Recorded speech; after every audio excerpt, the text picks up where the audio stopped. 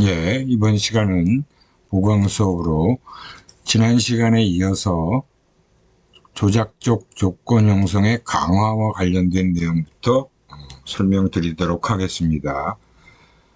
우리가 지난 시간에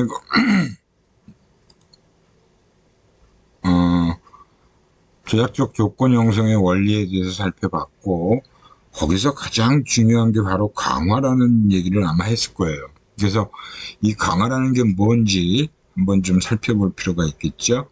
그래서 강화라는 거는 소비자가 어떤 반응을 했을 때 그 결과로 원하는 보상을 얻게 되면 보상 직전에 수행한 반응의 빈도가 커지는 현상을 얘기하는 겁니다. 그래서 기업이 원하는 반응을 유발시키기 위해서 소비자가 얻는 보상을 강화물로 사용해야 된다는 게 포인트다라고 볼 수 있어요. 그래서 강화의 유형에는 긍정적 강화와 부정적 강화가 있고, 강화 방법에 긍정적 결과의 제공, 부정적 결과의 제거. 이게 틀리죠. 긍정적 결과를 제공해 주는 것과 부정적 결과를 제거해 주는 게 다 강화에 해당되는 거예요. 물론 부정적 강화라는 것은 부정적 결과를 제거해 주는 거지만, 처벌 같은 경우는 직접 처벌을 받음으로써 행동 빈도가 감소되는 것을 얘기하는 거죠. 그래서 이 강화 간격에 따르는 계획과 비율에 따르는 계획으로 구분해서 볼 수 있는데, 간격에 따라서는 일단 고정 간격 계획이라는 게 있고요. 그 다음에 변동 간격 강화라는 게 있어요. 그래서 고정 간격은 딱딱 정해진 일정한 간격에 따라서 강화를 주는 것을 얘기합니다. 그래서 강화를 받고 나면 급격한 강화 후에 휴지기가 나타나요. 그래서 행동 빈도가 감소하겠죠. 그래서 이제 그 기간 간격 사이에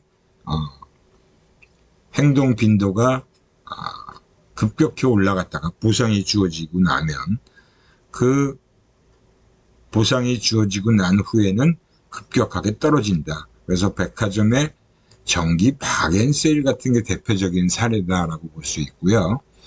변동 간격은 그 간격이 일정하지가 않다는 걸 얘기하는 거예요. 그래서 평균적으로 보면 시간은 다 비슷하게 강화를 주는데 그 간격이 다른 거죠. 그래서 마트에 가면 폐점 전에 반짝 세일을 하는 경우, 그건 불규칙적이니까 일정한 간격이 없는 것이죠. 그 다음에 이제 비율에 따라서 또 고정 비율 계획과 변동 비율 강화 계획이 있어요.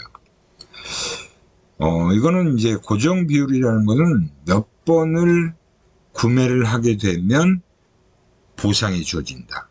여러분들 쿠폰이나 상품 같은 경우가 해당되는 거죠. 그래서 10번 정도 구매를 하고 나면 쿠폰이 발급되는 거예요. 그죠? 여러분들 커피 전문점 같은 데 경우에 그런 걸 하는 데가 있죠. 이데아 커피 같은 경우가 10번 구매를 하면 한 번에 무료 쿠폰이 발급되잖아요. 그리고 헤어샵에서도 그렇게 하는 데가 있죠. 근데 아무튼 그런 경우 고정 비율, 횟수를 채우면 딱딱 보상이 주어지는 그런 부분을 고정 비율 강화라 그러고, 변동 비율 강화는 언제 강화를 받을 수 있는지는 예측하기가 힘들어요. 근데 불규칙적이기 때문에 그 강화물이 굉장히 매력적이다라고 한다면 아주 높은 빈도로 행동을 이끌어낼 수가 있습니다. 우리가 로또 같은 경우 그 1등 금액이 워낙 크잖아요.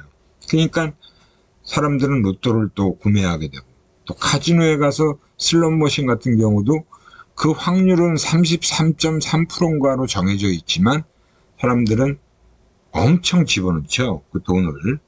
그래서 그런 식의 차이를 어느 정도 생각해야 되는데 그걸 생각하지 않고 그냥 야 내가 이 정도 돈을 지불했는데 나올 확률이 올라가겠지? 라고 생각을 하는 거예요. 근데 그거는 비율만 정해져 있을 뿐이지 언제 강화가 주어지는지 보상이 주어지는지는 정확하지가 않다는 거죠. 그래서 뭐 사은품 제공하는 경우도 뭐 그 예전에 코카콜라에서 병뚜껑에 경품을 제공하는 경우가 있었어요. 근데 코카콜라를 마시면 마실수록 그 확률이 올라갈 거라고 생각하는 거죠. 근데 그게 정확하지가 않은 거죠. 그래서 사서 병뚜껑을 따보면 꽝이 나오고 뭐 그런 식의, 하지만 이 변동 비율 강화는 굉장히 행동 빈도를 높일 수 있는 그런 방법이기도 합니다. 그래서 이 행동 유발 능력의 크기를 보면 간격보다는 비율이 더 강력해요. 그리고 고정보다는 변동 강화가 훨씬 더 유발 빈도가 올라갈 수 있습니다.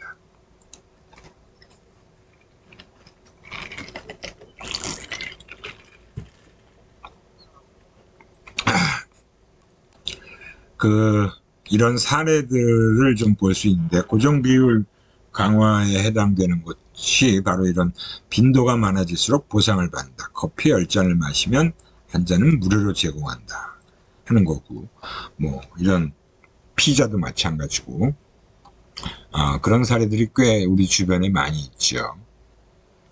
변동 비율은 마찬가지로 로또, 그 다음에 뭐 코카콜라에서 사은품을 제공해 준다 그래도 뭐 아무리 사 먹어도 잘 나오진 않잖아요. 그죠? 그 다음에 이제 강화 계획에서 또 역시 이 OK 캐시백은 제가 수업 시간에 설명도 드렸지만 적립한 만큼 혜택을 받을 수 있다는 거. 적립한 만큼 혜택을 받는다라는 게 고정 비율 강화가 되겠죠. 그죠? 고정 비율 강화가 될 수 있습니다. 그래서 예전에는 캐시백 광고도 꽤 했는데 요즘은 그 광고가 거의 없어요. 근데 아무튼 워낙 뭐 많이 퍼져 있어서 많이들 알고 있어서 그런 건지 모르겠지만 예전에 비해서 많이 판촉이나 뭐 강화 그 광고를 하는 사례가 많이 예전보다 줄었습니다. 그리고 나서 이제 사회학습과 관련된 내용을 좀 살펴보면, 사회학습은 타인의 행동을 모방함으로써 학습이 이루어지는 걸 얘기하는 거예요. 그래서 관찰학습이다 라고도 얘기를 하고요. 한편은 또 모델링이라고도 얘기를 하죠. 어떤 모델을 설정해 놓고 그 사람을 따라하는 거. 그 사람이 좋다라고 하면 한번 사보고 싶은 마음이 든다라는 거, 그런 것들이 이 사회학습, 관찰학습이라고 하는 겁니다. 사회학습의 유형에는 뭐 외제적 모델링이라는 게 있어요. 외제적, 외현적 모델링이다라고 하는 경우, 내재적 또는 내현적 모델링이다라고 하는 경우, 그 다음에 언어적 모델링, 이렇게 한 3가지 정도의 유형으로 구분해 볼 수 있는데요. 모델의 행동과 그 결과를 확인할 수 있는 거, 관찰할 수 있는 거예요. 그러니까 TV나 인적 판매. 그 다음에 모델의 행동과 그 결과를 내 생각으로 상상하게끔 하는 거죠. 내현적 모델링이다라고 하고, 뭐 라디오 광고 같은 경우는 사실 생각을 하게끔 해주죠. 인적 판매도 해당될 수 있고요. 인쇄 광고 같은 경우가 해당될 수 있다라고 볼 수 있고요. 그 다음에 이제 언어적 모델링은 자기와 비슷한 다른 사람들이 이 상황에서 어떻게 행동했는지를 듣는 거예요. 그러니까 뭐 모델이 나와갖고 TV 광고를 통해서 또는 라디오 광고를 통해서 나 이런 제품 좋아하고 그런 제품을 구매해보니까 굉장히 좋더라, 뭐 이런 얘기를 하는 거죠. 그러니까 언어적으로 모델링을 한다라고 볼 수 있습니다. 그래서 이제 효과적인 모델링 조건은 이거는 여러분들이 반드시 알고 계셔야 될 내용이죠. 모델의 특성, 그리고 그 모델의 특성 및 그 모델의 어떤 행동 결과가 어떤지를 봐야 될 것 같아요. 그래서 모델의 매력성, 신뢰성, 전문성. 뭐 매력적인 모델을 주로 유명 연예인들을 많이 쓰고요. 그 다음에 이제 신뢰성이라는 건 그 분야의 어떤 뭐 연구자나 전문가들을 등장시키는 거. 전문성도 마찬가지고요. 그리고 모델이 관찰하는 사람과 유사한 특성을 가지고 있는 사람이라면 또 되게 친근감을 느끼고 잘 설득이 되는 경우도 있어요. 주부들이 쓰는 제품에 일반 주부라고 생각되는 사람이 등장하면 같은 주부로서 괜찮은가 보다라고 생각을 하는 거죠. 그리고 관찰자가 자신감이 좀 결여된 사람일 때는 타인의 어떤 얘기를 좀 많이 듣는 경우가 있죠. 그리고 모델의 행동이 긍정적인 결과를 가져오는 것을 관찰하게 되면 역시 효과가 올라간다 라고 볼 수 있습니다. 그러니까 효과적인 모델링 조건이라고 한다는 건 앞에서 얘기했던 대로 그런 여러 가지 특성들을 얘기하는데요. 그 특성들과 관련해서 우리가 좀 몇 가지 살펴볼 필요가 있죠. 뭐 매력적 모델에 해당하는 경우, 유명 연예인들, 그죠? 유명 연예인들이 주로 광고에 등장하게 되면 호감도가 올라가는 경우. 유사성 모델, 특히 이제 이거는 홈쇼핑 같은 데서 보면 아주 뭐 모델이 등장하긴 하는데 어떤 경우에는 굉장히 날씬하고 날씬한 모델들이 등장해요. 근데 이제 나랑 비슷한 사람인 경우에는 오히려 그게 더 효과가 좋을 수 있다는 거죠. 그래서 그런 경우 아마 홈쇼핑 보는 경험이 있으면 아마 느낄 수도 있을 겁니다.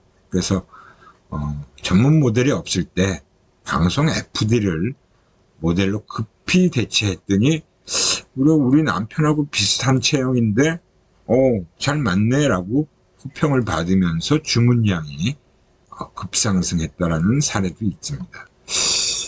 그러니까 백화점에 가면 우리가 사실은 그 마네킹들이 굉장히 늘씬한 사람만 대부분 마네킹으로 쓰잖아요. 그게 좀 문제가 있는 거죠. 마네킹도 좀 여러 가지 유형으로 사용할 필요가 있는데 보통은 다 늘씬한 사람, 키 큰 사람들한테 옷을 입혀놓으니까 볼 때는 다 좋아 보이지만 자기한테 얼마나 잘 어울리냐는 또 다른 문제이기 때문에 유사성 모델은 그런 부분에서 오히려 효과가 좋을 수 있다라고 볼 수 있어요. 그 다음에 이제 시험 광고 같은 경우 실제로 뭐 모델뿐만이 아니라 홈쇼핑 역시 마찬가지로 막 그 판매 현황을 보여주면서 또 사용했더니 아주 좋은 결과가 나왔다는 거, 그런 것들을 자꾸 보여주면 시청자들이 괜찮아 보이는데 나도 한번 구매해 볼까 라는 생각이 들 수 있다라는 거죠. 그 다음에 이거는 이제 모방학습도 가능한데 부정적 결과 제시를 하게 되는 경우가 바로 이렇게 하면 안 좋은 결과가 벌어질 거다. 처벌의 효과를 보여주는 거죠. 특히 이제 뭐 담배 같은 경우 담배값에 아예 많은 질병, 그것도 아주 혐오스러운 질병들을 아주 많이 등장시켜요. 그걸 보고 이제 담배를 좀 덜 피웠으면 하는 효과를 기대하면서 그렇게 하는 경우죠. 근데 별 효과는 없는 것 같아요. 그리고 이제 뭐 음주운전, 그죠? 약물 남용, 청소년 범죄, 이런 공익성 있는 광고들이 주로 이런 경우를 활용하는, 처벌되는 걸 보여줌으로써 행동의 가능성을 낮춘다라고 볼 수 있습니다. 이렇게 해서 우리가 모델링과 관련된 내용을 다 살펴봤고 학습과 관련된 소비자 학습 내용을 전부 다 살펴봤어요. 그리고 이제 소비자 동기와 욕구에 관련된 내용을 좀 살펴보도록 하겠습니다.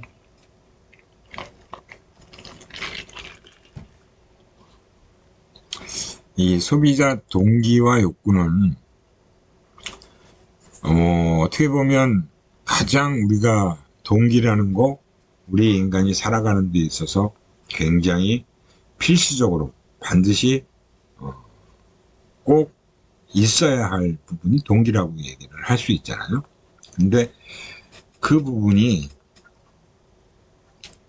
이제 소비자한테 적용이 됐을 때 소비자의 동기, 소비자의 구매 동기, 그 다음에 구매 욕구, 이런 부분으로 이제 얘기를 하면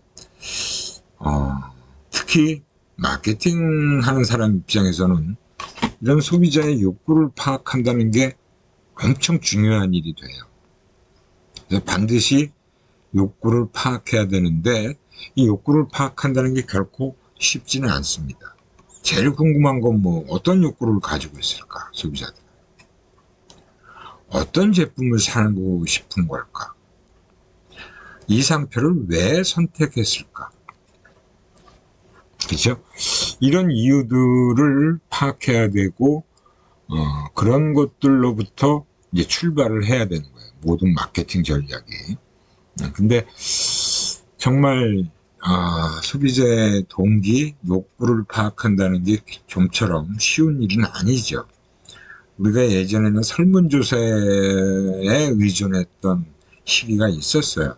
하지만 설문지의 한계로 인해서 그것도 의식적으로 우리가 파악을 하는 거지, 욕구라는 건 무의식적인 거잖아요. 근데 그 무의식적인 동기나 욕구를 설문조사를 통해서 파악한다는 건 사실은 어렵다라고 볼 수 있습니다. 우선 동기의 개념과 특성들을 좀 살펴볼 필요가 있어요. 동기의 개념과 특성에서 우리가 파악해야 되는 내용은 우선 동기의 기본적인 개념이죠. 목표지향적 행동이라는 거. 그리고 그 목표지향적 행동을 유발하는 개인의 활성화된 상태라는 게 기본적인 개념입니다. 그리고 실제 현재 상태와 바람직한 상태와의 차이를 지각하고 이를 해소하려는 노력을 바로 욕구라고 할 수 있어요. 그래서 목표지향적인 행동, 유인 대상물, 욕구 활동의 일반화, 이런 부분들이 사실은 동기의 특징이라고 볼 수 있고요. 욕구와 목표는 계속 변하죠. 머물러 있지 않습니다. 그리고 어떤 욕구를 채웠다 그래도 채운 곳에서 끝나지 않잖아요. 그래서 우리는 인간의 욕심은 한도 끝도 없다 라고 보통 얘기들을 하죠. 결코 완전히 만족되는 경우는 없어요, 욕구가. 그죠? 이게 참 우리 인간이 가지고 있는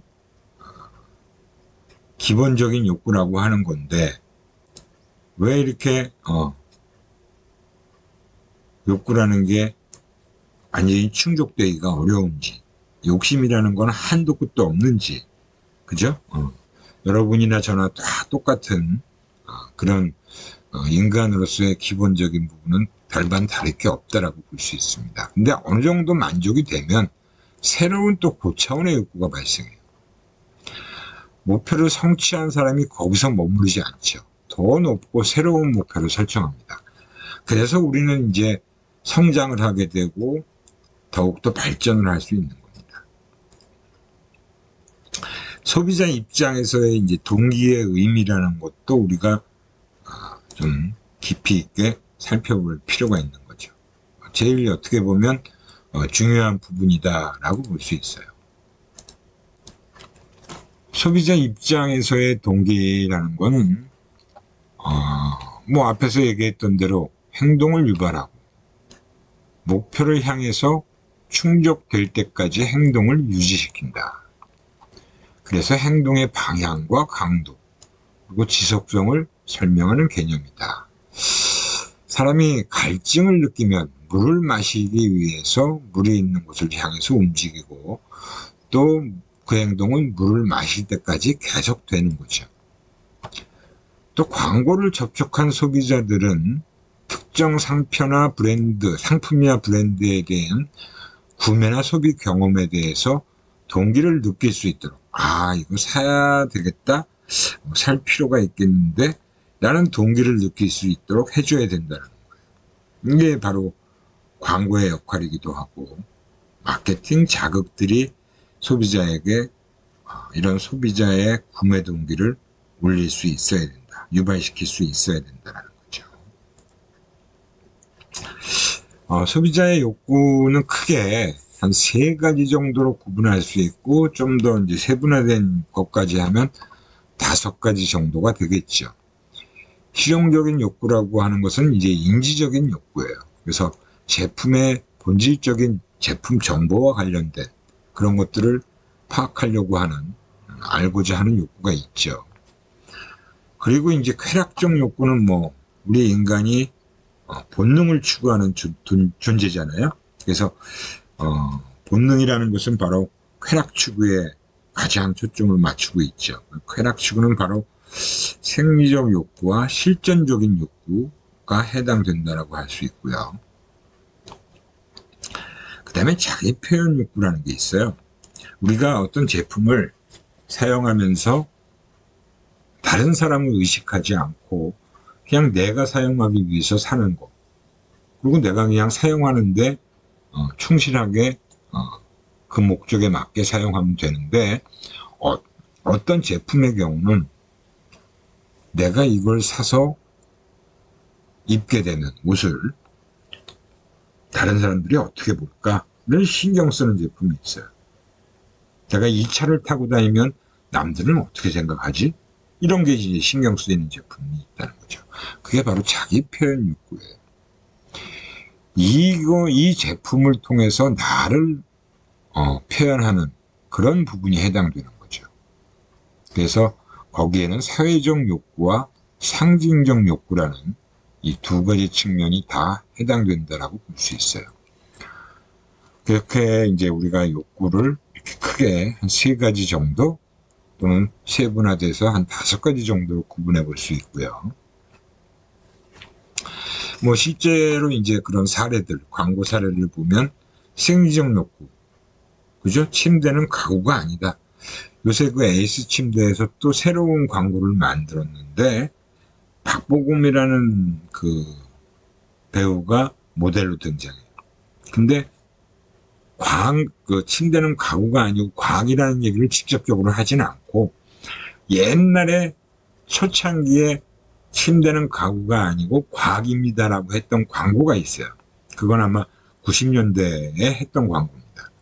그 광고를 마지막에 보여주면서 박보검이 침대는 가구가 아니고 과학이라고 그랬던가? 이거 누가 얘기한 거지? 이런 식의 멘트 카피를 하면서 그 광고를 다시 보여주는 거예요. 에이스 침대에서 바로 침대는 가구가 아니다, 과학이다, 이런 자기 몸을 강조하는 거니까 생리적 욕구라고 볼 수 있고 기본적인 욕구를 충족시키는데 초점이 맞춰져 있다. 쾌락적 욕구라는 건 많은 제품들이 쾌락적 욕구를 충족시키는 제품들이고, 특히 이제 이런 주류, 음료 이런 것들이 다 해당될 수 있죠. 많은 감각적 특성, 맛과 느낌, 냄새 이런 것들을 이제 경험하면서 쾌락적 욕구를 느낄 수 있는 그런 광고를 내보내는 겁니다. 실전적 욕구 역시 마찬가지로 코카콜라 같은 경우가 해당된다라고 볼 수 있고요. 인지적 욕구는 제품에 대한 호기심을 이제 해소시키기 위해서, 그러니까 구강 내 위생을 강조하면서 그런 부분에 대해서 예전엔 그냥 일반적인 치약만 쓰면 다 괜찮다라고 생각했는데 좀 더 전문적인 제품을 통해서 훨씬 더 효과적인 구강 위생을 유지할 수 있게 해준다는 정보를 주는 거죠. 사회적 욕구, 이게 이제 자기 표현적 욕구에 해당되는 거죠. 제네시스 차가 처음에 이제 등장했을 때는 주로 이런 광고를 했어요. 제네시스가 아무나 타는 차가 아니고 뭔가 자부심을 느끼면서 타인들한테 보여주는 차로서 충분히 가치가 있는 자동차다. 사회적인 욕구를 유발시키는 그런 제품 브랜드의 광고를 보여준 적이 있는데, 요즘은 제네시스 광고가 그렇지는 않잖아요. 그죠? 뭐 상징적 욕구도 역시 예전에 체어맨이라는 자동차, 지금은 쌍용 자동차가 없어졌고요. 케이지 모빌리티라는 회사로 바뀌었죠. 처음에 체어맨이 등장했을 때 역시 굉장히 이런 상징적 욕구를 부각시키는 광고를 했었어요. 이 정신분석학적인 동기나 욕구와 관련해서 본능적인 부분을 얘기하기 때문에 프로이트를 빼놓을 수 없죠. 그죠? 프로이트에 대한 얘기가 당연히 많이 나올 수밖에 없어요.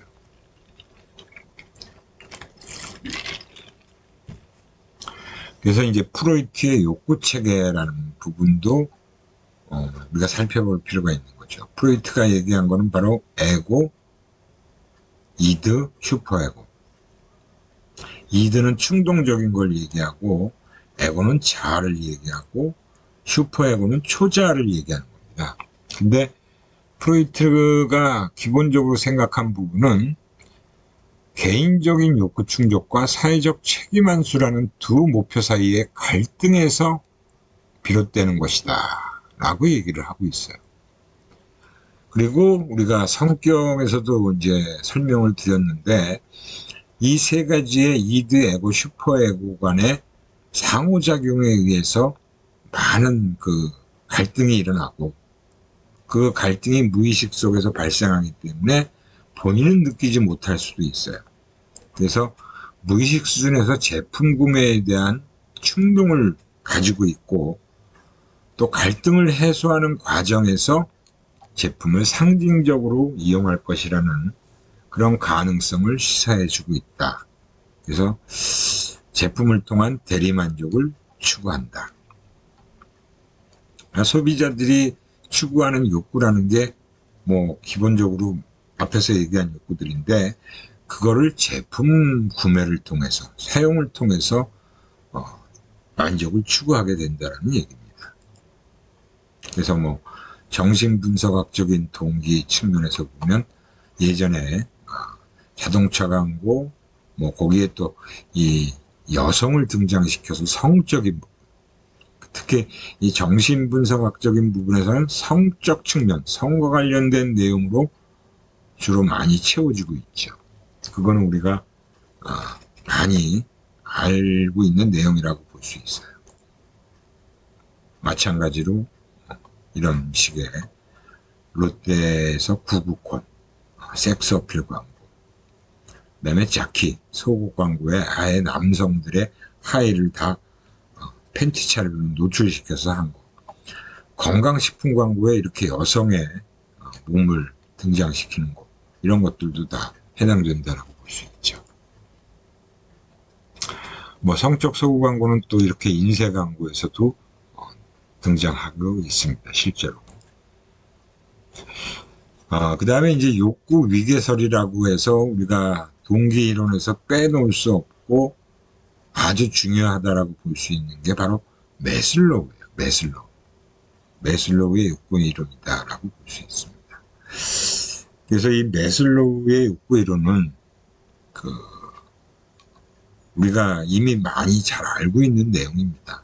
욕구를 5단계로 구분했고, 그 5단계가 하위 욕구부터 상위 욕구까지 차례대로 욕구 충족이 되어야만 된다라고 생각하는 거고, 위계에 따라서 또 변하게 돼 있다라고 주장을 했어요.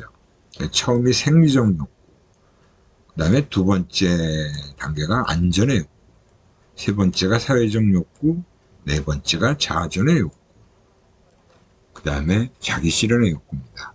근데 피라미드 구조로 돼 있다라는 것은 이 충족을 시키는 사람들의 숫자라고 보시면 돼요. 보통 생리적 욕구는 대다수의 많은 사람들이 충족을 시킨다라고 볼 수 있죠. 근데 우리 지구상에는 아직도 배고파서 죽는 사람들이 있어요. 그런 경우에는 사실은 일부 사람들은 충족을 못 시키는다라고 할 수 있죠. 그리고 생리적 욕구는 기본적으로 대다수의 많은 사람들이 충족을 시키고 있지만, 안전의 욕구 그러면 요거는 또 조금 그거보다는 충족을 못 시키는 사람들이 더 늘어나죠.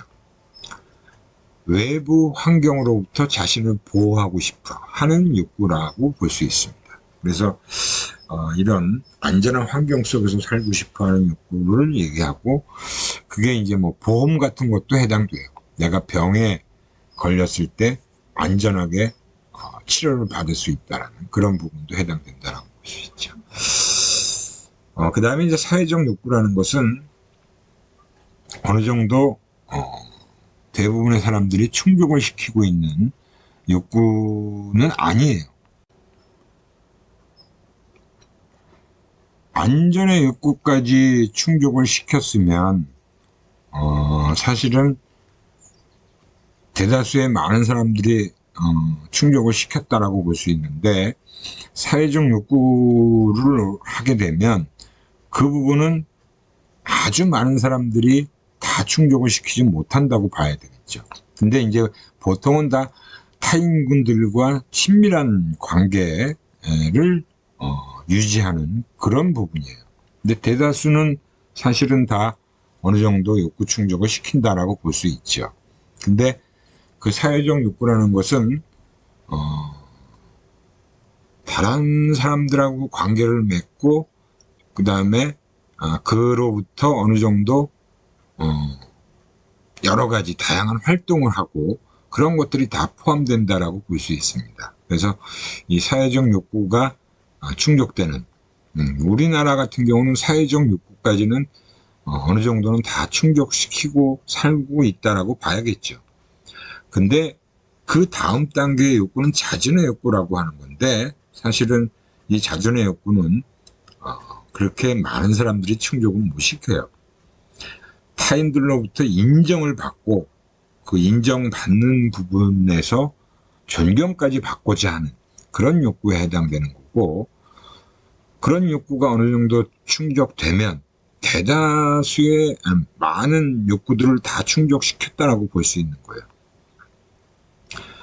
그리고 이제 마지막 단계에 가면 자기 실현의 욕구라는 게 있는데, 이 자기 실현의 욕구는 사실은 아주 소수의 사람들만 충족시킬 수 있는 욕구다라고 볼 수 있습니다.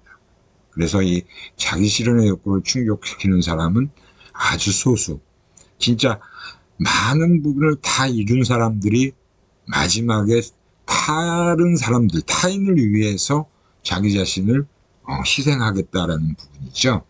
그래서 뭐 많은 그 재산을 내놓고 기부를 하고 봉사를 하고 그런 부분이 해당된다라고 볼 수 있어요. 그래서 이제 이런 욕구들을 충족시키기 위해서 많은 마케팅 활동을 하고 있는 거죠. 그래서 단계별로 생리적 욕구에 해당되는 기본적인 먹고 마시고 그런 것과 관련된 제품 광고, 뭐 정수기 같은 경우가 물은 뭐 누구나 다 필요로 하는 요소잖아요. 좋은 물을 마시고 싶어하고 건강과 위생을 위한 생리적 욕구와 관련됐다라고 볼 수 있고요. 그 다음에 뭐 AI 보험 같은 경우 안전의 욕구에 해당되는 거죠. 내가 어떤 질병에 걸렸을 때 안전하게 치료를 받을 수 있는 그런 보험회사 광고들이 해당된다라고 볼 수 있고요. 그 다음에 이제 사회적 욕구가 바로 많은 인간관계, 그리고 사회적 활동, 그리고 뭔가 어떤 집단이나 그 많은 커뮤니티에 내가 소속되고 거기서 동질감을 느낄 수 있는 그런 부분입니다. 그래서 국민카드가 청춘대로라는 광고를 했던 사례가 있어요. 그 다음에 이제 자존의 욕구. 기아 소렌토에서 남자의 존재감을 부각시켜서 자존감의 욕구를 충족시키고자 했다라는 부분으로 자존의 욕구와 관련된 광고를 내보냈던 사례라고 볼 수 있습니다. 그 다음에 이제 카스 광고가 바로 이런 자기 실현의 욕구인데, 뭐, 자기 실현의 욕구 같은 경우가, 뭐, 딱히 사실은 광고로서 등장하는 게 별로 없어요. 그러다 보니까 이제, 뭐, 본인이, 젊은 그 사람이 뭔가 패기 있는 모습을 보여주면서 갖고 싶은 걸 위해 뭐든 할 수 있다. 내가 그런 자아 실현을 위해서 열심히 노력하는 그런 패기 있는 젊은이의 모습을 보여주면서 어느 정도는 자아 실현의 욕구와 관련돼 있다라고 얘기를 한 거죠. 그래서 이 욕구라는 것이 사실은 굉장히 우리 사회와 깊이 관련돼 있어요. 우리 사회가 얼마나 어느 수준에 해당되느냐가 굉장히 중요합니다. 그래서 욕구와 마케팅 전략이 굉장히 깊은 관련성이 있다. 특히 어느 지역, 어느 문화권, 어느 사회 이랬을 때 기초적인 욕구가 지배하는 사회는 가격 중심의 마케팅 전략. 그래서 요거에 해당되고 그런 어떤 지역이나 문화권은 이러한 기초적인 욕구에 맞춰서 마케팅 전략을 펼쳐나가야 되고요.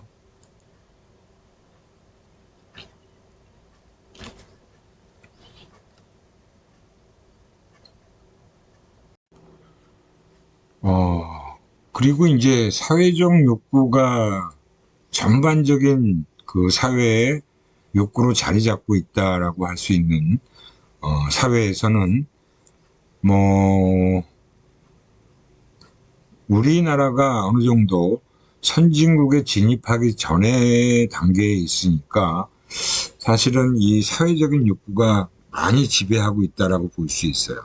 그래서 이런 경우에는 대리학습이나 모델링, 뭐 증거 집단 이런 부분들이 굉장히 중요하다라고 볼 수 있습니다. 그래서 모델링의 마케팅 전략을 많이 사용하고 있다라고 볼 수 있고요. 그 다음에 이제 자아욕구가 지배하는 사회는 조금 더 한 단계 발전된 선진국에서 사용할 수 있는 마케팅 전략이에요. 근데 우리나라가 지금 현재 그 단계까지는 완전히 가지 못했지만 사회적 욕구와 자존의 욕구를 어느 정도 충족시키고 있는 사람들이 대다수인 그런 사회거든요. 그러다 보니까 이런 자아 실현의 욕구를 지금 현재 도달하진 못했지만 그 자아 실현의 욕구를 충족시킬 수 있는 그런 어떤 아이디얼 포인트로서 많이 활용을 하고 있는 건 사실입니다. 그래서 사회적 신분과 명예, 예술 문화적인 감각, 웰빙 마케팅 전략. 사람들이 추구하는 건 결국은 자아 실현의 욕구를 충족시키려고 노력을 하고 거기까지 내가 가고자 하는 부분이 있기 때문에 그렇게 하는 거죠. 예. 그래서 이런 욕구가 지배하는 사회에 대해서는 많은 기업들이 어떤 지역에 진출했을 때, 그러니까 요새는 다국적 기업이잖아요. 우리나라 기업들도 다 해외로 진출하고 있고, 뭐 중국이다, 미국이다, 그다음에 또 동남아시아의 뭐 베트남이다 이런 데 많은 기업들이 진출했어요.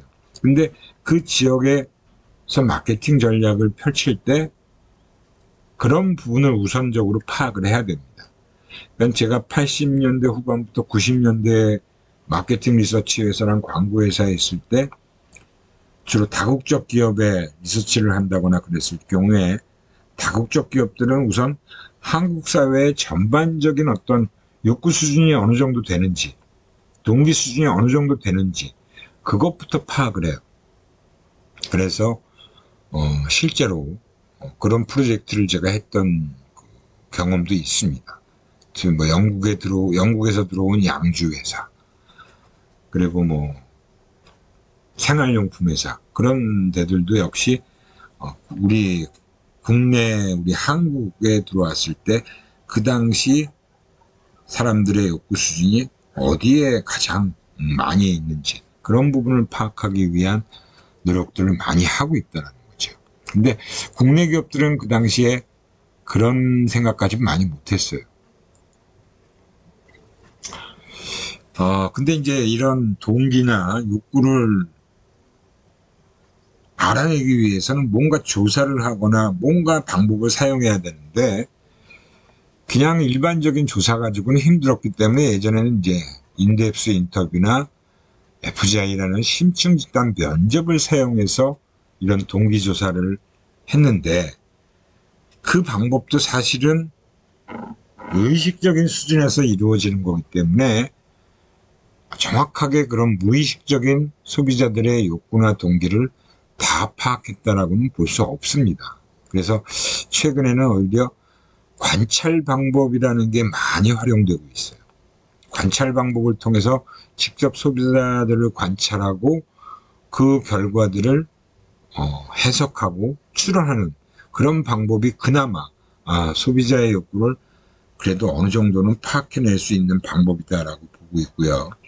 실제로 많은 기업들이 삼성전자다 현대자동차다 하는 기업들이 이런 관찰 방법들을 2000년대 초반부터 사용하고 있습니다. 실제로 많은 그런 그 조사 프로젝트를 조사회사에 의뢰해서 실제 활용을 하고 있다. 그래서 이거는 이제 우리 심리학을 전공한 사람들이 이런 프로젝트를 담당해야 되는 거죠. 동기 유발 요인을 좀 이제 파악할 필요가 있겠죠. 동기 유발 요인. 동기 유발 요인에는 생리적 활성화. 우선 내 몸의 상태가 바뀌게 되면, 특히 균형 상태가 깨지게 되면 부족한 것을 충족시키려고 하는 게 기본적인 거예요. 그래서 일단 동기가 유발된 상태인 사람에게 광고를 통해서 만족수단을 제시해 주는 거죠. 그리고 인지적 유발이라는 것은 제품 관련된 정보와 연관성이 있고요. 그래서 그 동기라는 것이 지각, 기대, 태도, 신념 등에 의해서 유발될 수 있는 것이기 때문에 이런 인지적인 유발이 사람으로 하여금, 소비자로 하여금 동기를 유발시킬 수 있다는 거예요. 뭐가 어떻다, 무슨 제품이 어떻구나 하는 그런 인지적인 측면에 대해서 뭐 신념을 형성할 수도 있고 그 제품에 대한 태도를 형성할 수도 있고 이걸 사용하면 이런 효과를 볼 수 있겠네 하는 기대도 형성할 수 있죠. 그래서 그런 것들이 바로 동기를 유발하는 또 요인으로 작용할 수도 있다. 인지부조화 이론은 바로 내가 생각했던 것과 다른 결과가 나왔을 때 인지부조화가 일어난다는 걸 통해서 역시 동기가 활성화될 수 있죠. 그리고 이제 감각에 의한 동기 유발도 익히 우리는 많이 알 수 있어요. 그래서 미각, 시각, 후각, 청각, 촉각 이런 것들이 동기 유발을 시키는데 영향을 미치고 있다라고 볼 수 있고요. 그 다음에 이제 우리가 이 동기의 어떤 부분이 마케팅 전략에 활용되는 경우에 특히 갈등이란 부분이 또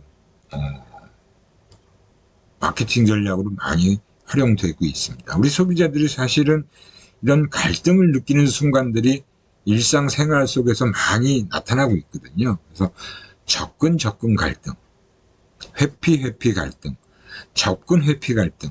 접근 갈등은 뭐예요? 다 내가 원하는, 다 좋아하는데 그 중에서 하나만 선택해야 돼요. 그 경우에 갈등이 커지게 되겠죠. 다 매력적인데 그 중에 하나만 선택해야 될 때. 이제 그런 경우에 이런 소비자들이 갈등을 하고 있어서 그거를 이제 해소시켜주는 것이 또 하나의 마케팅 전략으로 전개가 돼야 된다라고 볼 수 있습니다. 그 다음에 이제 이 경우도 마찬가지예요. 소비자들이 모두 다 갖고 싶어 하는데 그거를 또 어떻게 해소시켜 줄 거냐 하는데, 광고뿐만이 아니라 판매원이 또 그런 갈등에서 빠져나올 수 있도록 어떤 해법을 제안하는 경우, 그런 전략도 충분히 가능하고, 요새 뭐 예전에는 이제 매장에서 이런 얘기가 많이 등장했는데, 사실은 요즘 홈쇼핑에 보면 대부분 다 무이자 할부, 그죠? 그런 경우를 많이 활용하고 있잖아요. 그러니까 뭐 무이자 할부를 이용하면 내가 손해라는 느낌이 안 들잖아. 그게 플러스 이익이 된다는 생각을 하니까 그런 걸로 해소시켜주는 경우가 있습니다. 회피 갈등은 둘 다 싫어요. 둘 다 싫은데 둘 중에 하나는 또 선택을 해야 되는 경우가 있어요. 그래서 이 경우도 보면 차가 고장났어요. 근데 차가 고장났는데 수리를 하려고 보니까 꽤 견적이 많이 나와.